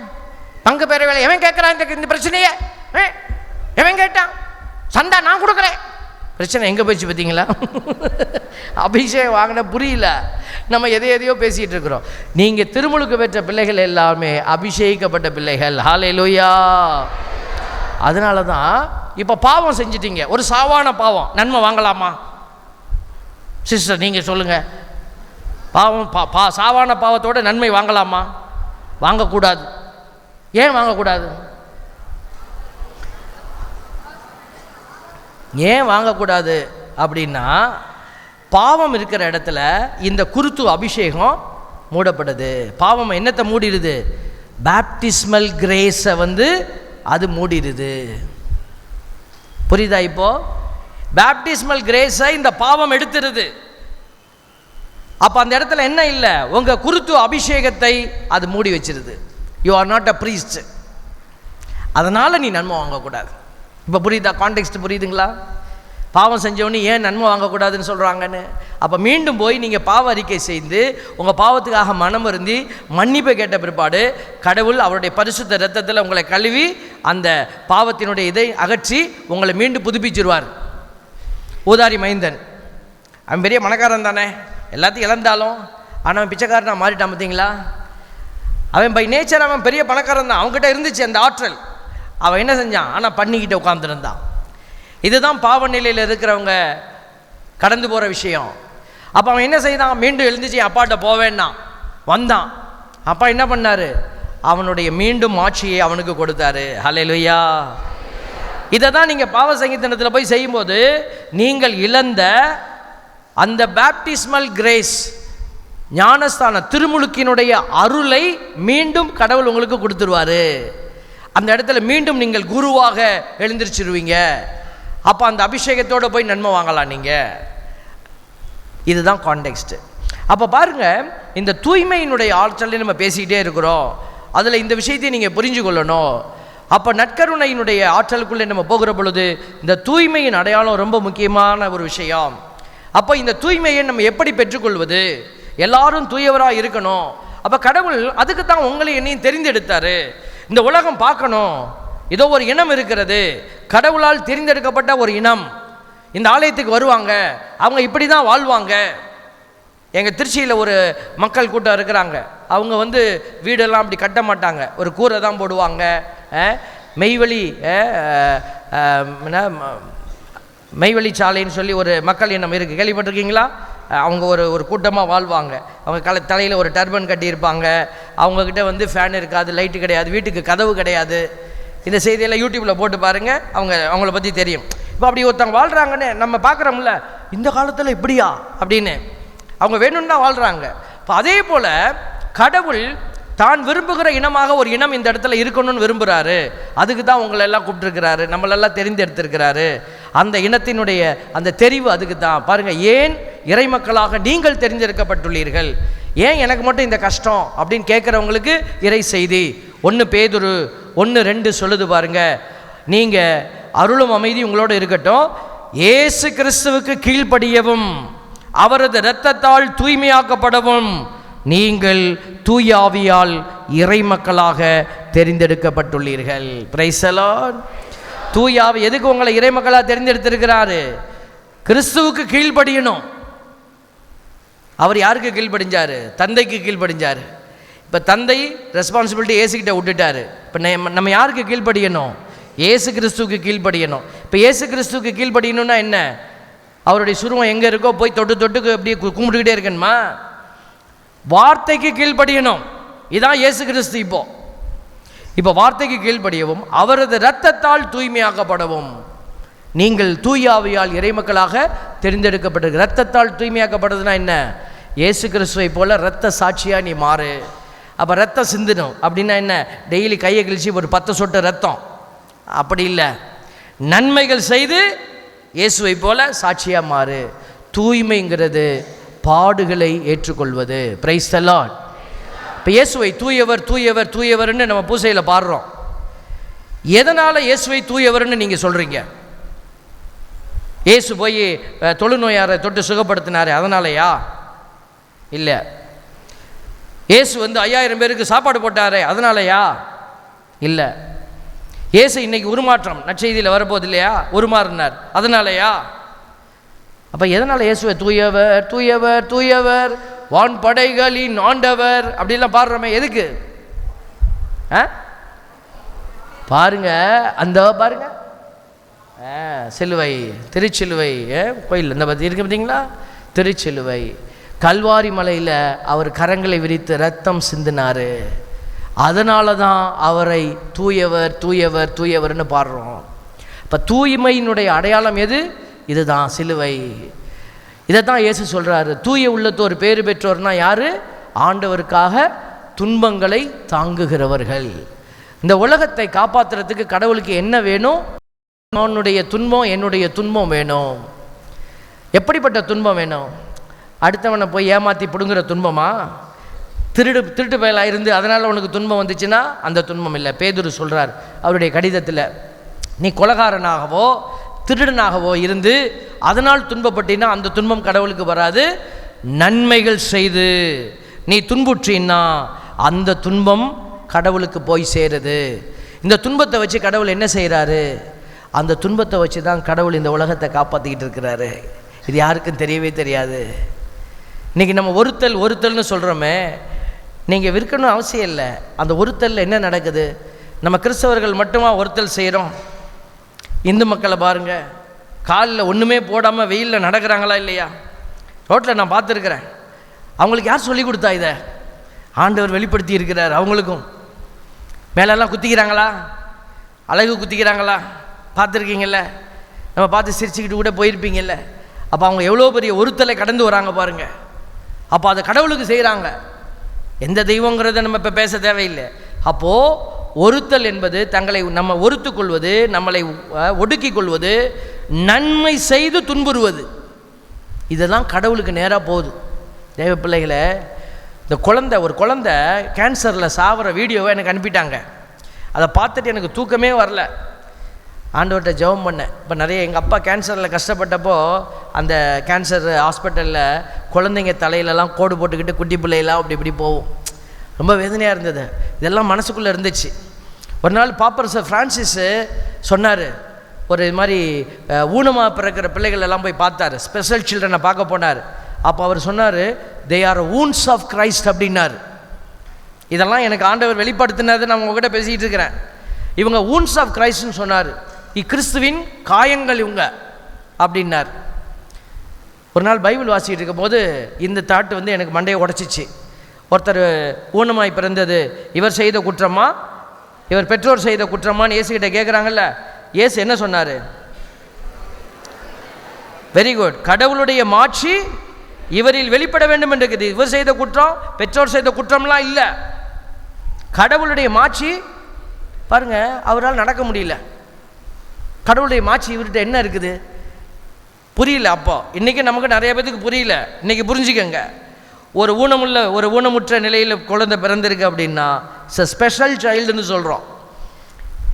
ஸ்பெஷல் சைல்டுன்னு சொல்கிறத விட இட்ஸ் அ பிளஸட் சைல்டு. கடவுளுக்கு கடன் கொடுக்குது அந்த குழந்தை. இன்றைக்கி நிறைய குழந்தைகள் இப்படி துன்புறும் நிலையில் பிறக்கிறாங்க. காரணம் என்னென்னா, அந்த குழந்தைகளுடைய துன்பத்தை எடுத்து தான் கடவுள் இன்றைக்கி இந்த உலகத்தை காப்பாற்றிக்கிட்டே இருக்கிறார். ஏன் நீயும் நானும் துன்பத்தை கொடுக்கல? நம்மலாம் கோயிலுக்கு துன்பமே வேண்டாம் ஆண்டவரே, என்னை நிம்மதியாக வாழ வை. எத்தனை பேர் நம்ம துன்பத்தை கொடுக்க தயாராக இருக்கிறோம் ஆண்டவருக்கு? அப்போ தூய்மை அடையணும்னு விருப்பம் இருக்குது. தூய்மை அடைஞ்சாதான் ஆண்டவரை பார்ப்போம். அப்போ தூய்மையை எப்படி பெறுவது? நாம் ஆண்டவருக்காக துன்பங்களை தாங்கணும். இதுதான் ஆண்டவருடைய திட்டம். இந்த உலகத்தில் நீங்கள் ஜெயிக்கணும்னா ஆண்டவர் அதான் சொல்கிறாரு, எவன் ஒருவன் என் பொருட்டு தன் வாழ்வை இழக்கிறானோ அவன் வாழ்க்கையை ஆதாயமாக்கிக்கிறான். பிரைஸ் எல்லாம். தூய்மைனா என்னன்னு புரியுதா? இப்போ தூய்மையை நீங்கள் வெளியில் போய் தேடணும்னு அவசியம் இல்லை. வீட்டுக்குள்ளேயே அன்பு செய்ய முடியாத கணவர் இருப்பார், அன்பு செய்ய முடியாத மனைவி இருப்பாங்க, அன்பு செய்ய முடியாத மாமியார் இருப்பாங்க. நீங்கள் அந்த துன்பத்தெல்லாம் ஆண்டவர்கிட்ட கொடுங்க. நீங்கள் நல்லா தான் மாமியாரை கவனிப்பீங்க, நீங்கள் நல்லா தான் மருமகளை கவனிப்பீங்க. அவங்க உங்களை காயப்படுத்துவாங்க. அந்த காயத்தை கொடுங்க. நோய் வந்துருச்சு, அந்த நோயை கொடுங்க. குழந்தை தெரசம்மா என்ன பெருசாக வித்தை பண்ணிட்டாங்க? குழந்தை தெரசம்மாவை நம்ம பார்க்குறோம் இல்லைங்களா? அவங்க என்ன பெரிய செயல் செஞ்சிட்டாங்க? நோய்வாய்ப்பட்டாங்க, சின்ன வயசுலேயே நோய்வாய்ப்பட்டாங்க. அந்த நோயெல்லாம் கொடுத்தாங்க. ஆண்டவரே, இன்றைக்கி நான் இந்த வேதனையை உங்களுக்கு மஞ்ச பூவாக கொடுக்குறேன். பாருங்கள், ஷி ஆஃபர்ட் ஹர் பெயின். அவங்க வலியை பூவாக கொடுத்தாங்க. இன்றைக்கி யாராவது ஒருத்தர் காயப்படுத்திட்டாங்கன்னா, ஆண்டவரே அந்த சகோதரி என்னை எப்படி காயப்படுத்திட்டாங்க, பரவாயில்ல, அதை நான் உங்களுக்கு சிகப்பு பூவாக தரேன். இதை தான் அவங்க செஞ்சுக்கிட்டே இருந்தாங்க, படுத்துக்கிட்டு. ஜெயிச்சிட்டாங்க. இன்றைக்கி மாடல். அதனால தான் ஆண்டவர் சொல்கிறாரு, நீ இரத்தத்தினால் தூய்மையாகப்படணும். ஆண்டவர் பாருங்கள், ஆண்டவர் சொல்கிறாரு எபிரேயர் 10:5, ஆண்டவரே நீர் பலியையும் காணிக்கையும் விரும்பலை, அதுக்கு பதிலாக எனக்கு ஒரு உடலை கொடுத்தீர். அந்த உடலை வச்சு தான் நான் தூயவர் என்பதை இந்த உலகத்துக்கு அடையாளப்படுத்தி இருக்கிறேன். Praise the lord. எபிரேயருக்கு எழுதப்பட்ட திருமுகம் 10வது அதிகாரத்தில் ஆண்டவர் சொல்கிறாரு, பலியையும் காணிக்கையும் நீர் விரும்பவில்லை, ஆனால் ஒரு உடலை எனக்கு அமைத்து தந்தீர். உமது திருவுளத்தை நிறைவேற்ற இதோ வருகிறேன். இந்த திருவுளத்தால் தான் 10வது வசனம், இயேசு கிறிஸ்து ஒரே ஒரு முறை தம் உடலை பலியாக செலுத்தியதன் மூலம் நாம் தூயவராக்கப்பட்டிருக்கிறோம். அப்போது நான் இப்படி தான் வாழணும்னு ஒரு கட்டுப்பாடு. அப்போ என்ன நடக்குது? அங்கே நாம் கஷ்டத்தில் இருக்கிறோம், காயப்படுறோம், எல்லாரும் நம்மளை ஏமாற்றுவாங்க. நான் இழக்கணும், நான் கஷ்டப்பட்டு உழைச்ச காசு நான் எதுக்கு கொடுக்கணும்? அவன் கஷ்டப்படுறான், கொடு தேவ பிள்ளைகளே. அப்போ இழக்கணும். அப்போ இழப்பு தான் ஆசீர்வாதம், அதுதான் தூய்மையினுடைய அடையாளம். ஆண்டவர் நம்மை எதுக்கு தான் அழைச்சிருக்கிறார் பிள்ளைகளை? யாரோ ஒரு குழந்தை துன்பப்படுது எனக்காக, அது மேலே நான் உட்காந்து காப்பி குடிச்சிக்கிட்டு இருக்கிறேன், ஜூஸ் குடிச்சிக்கிட்டு இருக்கிறேன், வாழ்ந்துக்கிட்டு இருக்கிறேன். எவ்வளோ கேவலமாக இருக்குது. அடுத்தவங்களுடைய தயவில் நம்ம இல்லைன்னு சொல்லிக்கிட்டு இருக்கிறோம். நல்லா வாழ்வதாக நினைத்து கொண்டு இருக்கிற நீங்கள் நல்லா ஞாபகம் வச்சுக்கோங்க, நீங்கள் ஒவ்வொரு நாளும் ஒரு துன்பத்தை ஆண்டவருக்கு கொடுக்கலன்னா நீங்கள் யாருடைய துன்பத்து மேலேயோ உட்காந்து ரெட்டைக்கால் போட்டுக்கிட்டு தான் நீங்கள் பிரியாணி சாப்பிட்டுக்கிட்டு இருக்கிறீங்க. இது தவக்காலத்துக்கு மட்டுமா சாமி? இல்லை, இது உங்களுடைய காலம் முழுசா. ஆண்டவருக்காக நீங்கள் துன்பங்களை ஏற்கணும். ஆண்டவர் எப்படிப்பட்ட துன்பத்தை ஏற்கணும்? இப்போ நான் அடிச்சுக்கிறேன்னு வச்சுக்கோங்களேன். நம்மளுடைய திருச்சபையில் ஒரு பழக்கம் இருந்துச்சு. ஒரு சிஸ்டரை பார்க்கும்போது அவங்க இறந்துட்டாங்க, ஆண்டவரோட இருக்கிறாங்க. அவங்க காட்டினாங்க, ஒரு செயின் மாதிரி காட்டினாங்க, அதில் முள்ளாக இருந்துச்சு. அதுக்கு பேர் பருத்தியாக செயின்னு சொன்னாங்க. என்ன சிஸ்டர் செய்வீங்கன்னு கேட்டேன். தொடையில் கட்டி போன்னாங்க.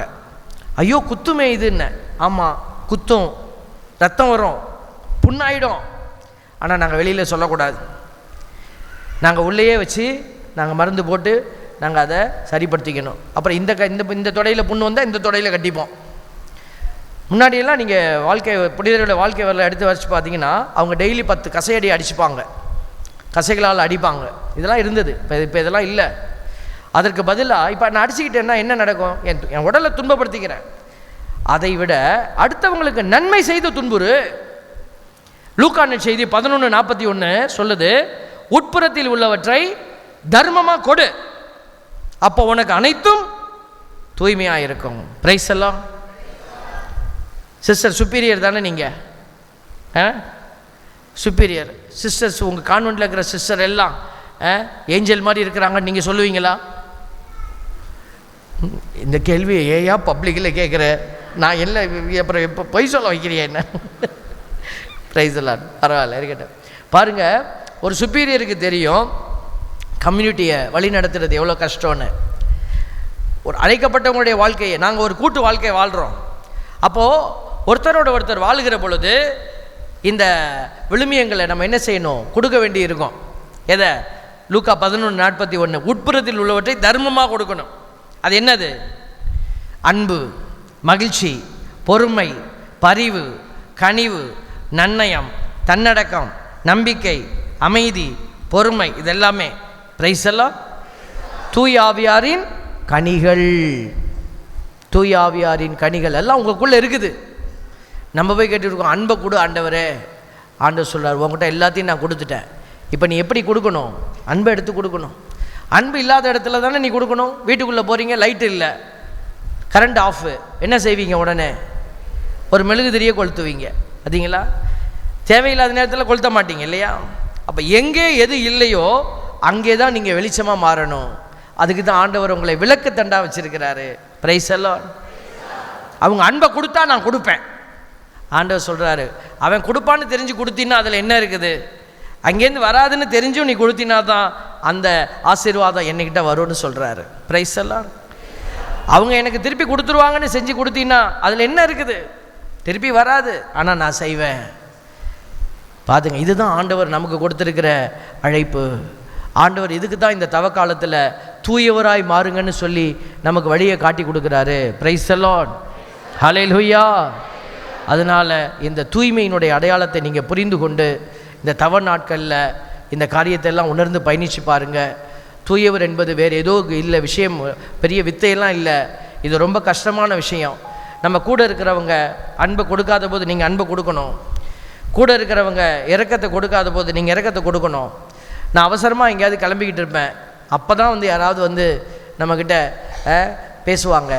இப்போ நான் இங்கே பிரசங்கம் முடிச்சுட்டு இறங்குவேன் பாருங்களேன், அப்போ டயர்டாக இருக்கும், ஃபுல்லாக டயர்டாகிடும். 3 மணி நேரம் 4 மணி நேரம் நின்றுட்டு இறங்குவோம். அப்போ தான் பார்த்திங்கன்னா நிறைய பேர் வந்து ப்ளஸ் பண்ணுங்கன்னு வாங்க, ஃபோட்டோவுக்கு போஸ்ட் கொடுங்கன்னு வாங்க, எல்லாம் கேட்பாங்க. அப்போது நான் என்ன செய்யலாம், பங்கடா அது கேட்டலாம், வாழையை மூஞ்சி பாரு, கால்லாம் வலிக்குது, எவ்வளோ நேரமாக நின்றுட்டு இருக்கிறேன். வந்து உரிமை இருக்குது, சண்டை போட உரிமை இருக்குது. ஏன்னா நான் கஷ்டப்பட்டுக்கிட்டு தான் இருப்பேன் ஃபிசிக்கலாக. ஆனால் அவங்களுக்கு அது தெரியல இல்லையா? அவங்க பாசத்தோடு வராங்க, இனிமேல் இந்த சாமியாரை எங்கே பார்க்க போகிறோம். அப்போ நான் என்ன கொடுக்கணும்? இரக்கத்தை, அன்பை கொடுக்கணும். அப்போ அந்த இடத்துல பரவாயில்ல வாங்க, காட் பிளஸ் யூ அப்படின்னு என் மூஞ்ச ஃபோட்டோவுக்கு எப்படியே வச்சுப்பேன். ஒரு ஃபாதரு பெங்களூரில் போகிறப்போ ஒரு 500 ஃபோட்டோ எடுத்திருப்பாங்க. அவர் ஓரமாக நின்று பார்த்துக்கிட்டே இருந்தார். பங்கு சாமியார் பார்த்துக்கிட்டே இருந்துட்டு சொன்னார், கை கொடுத்தாரு, ரியலி வர் வெரி குட் ஃபாதர்னார். ஏன் ஃபாதர்னார்? 500 ஃபோட்டோவுக்கும் அவங்க மூஞ்சி இப்படியே தான் இருந்துச்சு அப்படின்னார். ஏன்னா நமக்குள்ளே 1008 கவலைகள் இருக்கலாம், ஆனால் நான் கொடுக்குறது எதை கொடுக்கணும்? அன்பை கொடுக்கணும். நான் எனக்கே சொல்லிக்கிறேன். திடீர்னு வந்து நிற்பாங்க, நம்ம அவசரமாக கிளம்பிக்கிட்டு இருப்போம். ஃபாதர் ஒரு 2 நிமிஷம் ஃபாதர். ஒரு ஃபேமிலி வந்தாங்க, எனக்கு கோபம் வருது, இவ்வளோ நேரம் சும்மா தான் உட்காந்துருந்தேன், திட்டணும்னு மனசு சொல்லுது. ஆனால் ஆண்டவர் சொல்கிறாரு, திட்டாத, பொறுமையை கொடு. அவங்களுக்கு நான் பொறுமையை சொல்லுங்கள், என்ன விஷயம் சொல்லுங்கள். 2 நிமிஷம். குழந்த ஆபத்தில் கிடக்கு, ஆஸ்பத்திரியில் உயிருக்கு போராடிக்கிட்டு இருக்கு ஃபாதர். நான் சொல்கிறேன், ஆண்டவரே காப்பாற்றுங்க, சொல்லிட்டு போகிறேன், உன் பிள்ளை நல்லா இருக்கும். நான் பாருங்கள், அந்த 2 நிமிஷம் பொறுமையை காத்ததுனால ஆண்டவர் எனக்கு ஒரு பதில் கொடுக்குறாரு. அந்த குழந்தையை மீண்டும் உங்கள் கையில் உயிரோடு கொடுத்துட்டாரு. பிரைஸ் எல்லாம். அப்போ கனிகளை கொடுக்குற பிள்ளைகளுக்கு கடவுள் உதவி செய்வார். கனிகளை கொடுக்குற பிள்ளைகளுக்கு கடவுள் உதவி செய்வார். பிரைஸ் எல்லாம். ஒரு வீட்டுக்கு போகிறேன், கணவர் குடிச்சிட்டு அடிச்சிட்டார் பிள்ளைகள் எல்லாம். வீட்டுக்கு போய் கதவை தட்டுறேன், அக்கா அக்கா அக்கா வருது, கொண்டையை போட்டுக்கிட்டேன். இந்த உட்காந்துச்சு, என்னப்பா என்னப்பா என்ன பிரதர் அப்படின்னு. என்னக்கா அப்படி அடிச்சு? ஆமாம் பிரதர், இந்த கடவுளுக்கு கண்ணு இல்லை, இவனையும் சாவடிக்க மாட்டேங்கிறார், எங்களையும் சாவடிக்க மாட்டேங்கிறார். கஷ்டம் பேசுகிறாங்க. நான் சொன்னேன், கவலைப்படாதக்கா, ஆண்டவர் நம்மளை பலப்படுத்துவார், கண்டிப்பாக எல்லாம் மாற்றுவாருக்கா அப்படின்னு சொல்லிக்கிட்டே இருந்தேன் பாருங்கள். அவன் உள்ளேருந்து படுத்துக்கிட்டு குடிச்சிட்டு அவனை அவளை அள்ளி போடுறான். இந்த பேசிக்கிட்டு இருந்த அக்கா சும்மா இல்லாமல் இது காஞ்சாச்சாவில் அள்ளி போடுது. ஏண்டாங்க அக்கா கொஞ்சம் பேர் பார்க்குறாங்க, என்ன சொல்லியிருப்பாங்க ஜல்லைய, தனியாக வாங்க சொல்கிறேன்.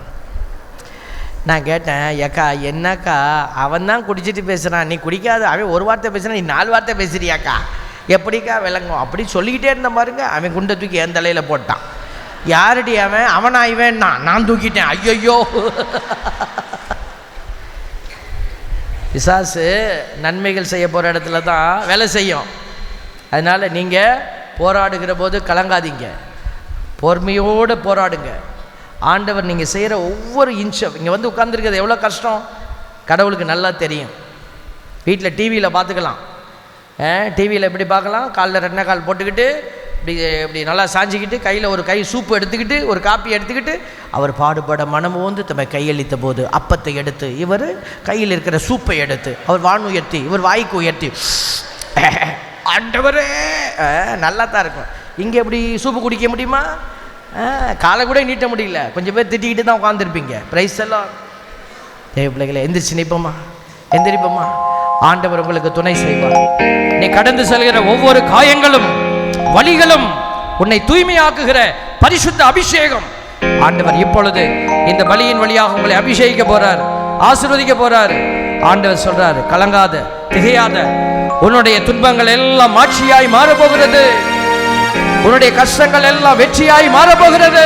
ஆமென். ஆண்டவராகிய நானே அதை உனக்கு கொடுக்க போறேன். ஆமென். Praise the Lord. Praise the Lord. துதித்து பாடுவோமா? இயேசுவே நம் இயேசு நல்லவர், ஒருபோதும் கைவிடார், ஒரு நாளும் விலகிடார். கைகளை தட்டி பாடும்.